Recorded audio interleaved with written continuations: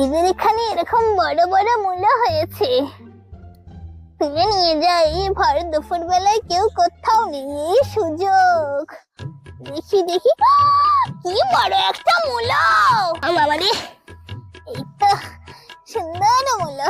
এই মালতী, আমাদের বাগান থেকে না বলে মূলো তুলছো কেন গো? এই মরেছে। আসলে কি বলতো, মাঘ মাস পড়ে গেছে তো, তোমরা তো মাঘ মাসে মূলো টুলো খাও না, আমরা ওইসব মানি না।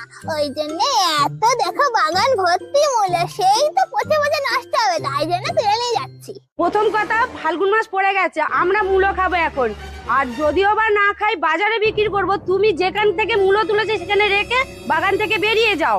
বউটা একদম কি কনফিউজ। ঠিক আছে, এই রাইলে তোমার মূলো। জীবনে আসবো না তোমার বাগান। মূলো নিয়েছি কিরম করলো।